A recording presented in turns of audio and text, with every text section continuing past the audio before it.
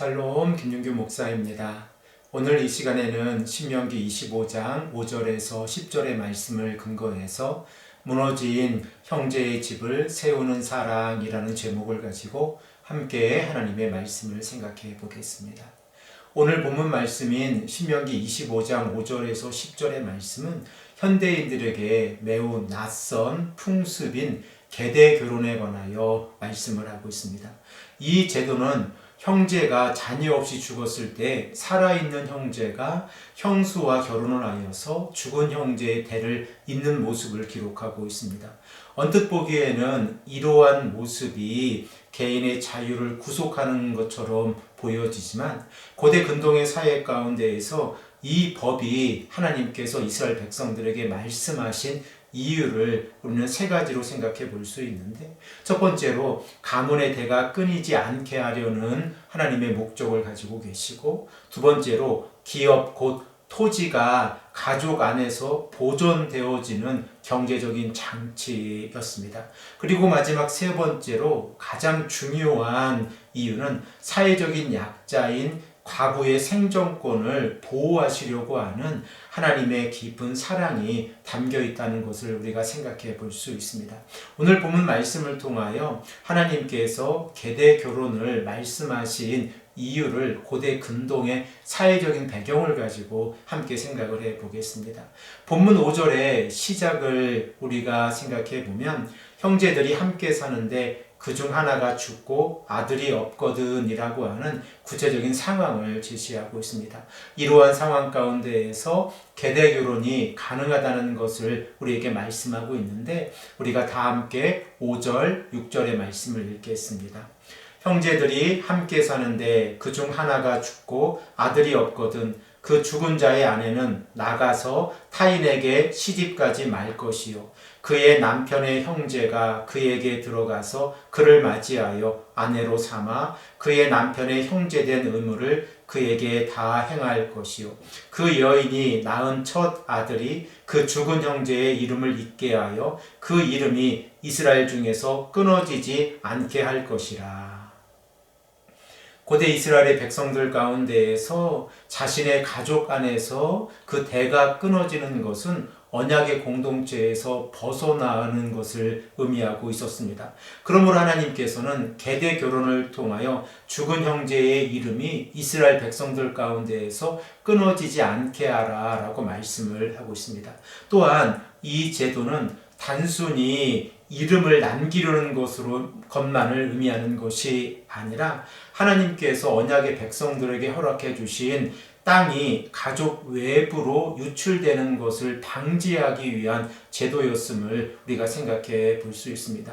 또한 살아남은 형제는 자신의 가게뿐만이 아니라 죽은 형제의 가게를 위해서도 함께 헌신해야 한다는 사실을 우리가 생각해 볼 수 있습니다. 그러므로 계대 결혼이라고 하는 것은 자신의 이익보다 공동체의 안녕과 그리고 형제의 명예를 우선시하고 있는 언약적 사랑이라고 하는 것을 우리가 고대 근동의 사회의 배경 가운데에서 생각해 볼 수 있습니다. 이러한 제도 가운데에서 모든 이스라엘의 백성들이 이 제도에 순종한 것은 아닙니다. 우리 다 함께 7절에서 8절의 말씀을 읽겠습니다. 그러나 그 사람이 만일 그 형제의 아내 맞이하기를 즐겨하지 아니하면 그 형제의 아내는 그 성문으로 장로들에게로 나아가서 말하기를 내 남편의 형제가 그의 형제의 이름을 이스라엘 중에 있기를 싫어하여 남편의 형제된 의무를 내게 행하지 아니하나이다 할 것이요 그 성읍 장로들은 그를 불러다가 말할 것이며 그가 이미 정한 뜻대로 말하기를 내가 그 여자를 맞이하기를 즐겨하지 아니하노라 하면 고대 이스라엘의 백성들 가운데에서 계대 결혼이 이루어지지 않는 것은 죽은 형제의 그 형제가 그 형수를 아내로 맞이하기를 거부하는 행동이었습니다. 그러면 죽은 자의 형제가 이 의무를 거절하고 있는 가장 주된 이유를 생각해 보아야 하는데 그 이유는 개인적인 이익 때문이었습니다.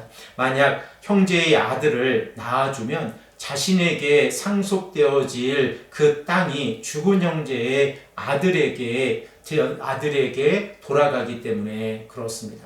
그러므로 하나님께서는 이스라엘의 백성들 가운데에서 계대 결혼을 통하여 공동체가 함께 살아가라 라고 말씀하고 계신데 이렇게 계대 결혼을 거부하고 있는 자의 모습을 생각해 보면 마음속에 탐심이 자리 잡고 있다는 사실을 생각해 볼 수 있습니다.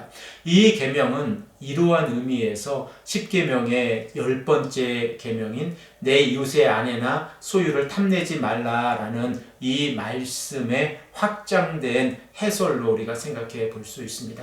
형제의 집을 세우기를 거부하는 것은 결과적으로 자신의 번영만을 탐하는 이기적인 욕심이라는 것을 우리가 생각해 볼 수 있습니다.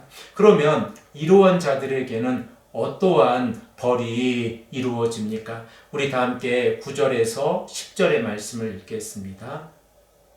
그의 형제의 아내가 장로들 앞에서 그에게 나아가서 그의 발에서 신을 벗기고 그의 얼굴에 침을 뱉으며 이르기를 그의 형제의 집을 세우기를 즐겨 아니하는 자에게는 이같이 할 것이라 하고 이스라엘 중에서 그의 이름을 신벗김 받은 자의 집이라 부를 것이니라.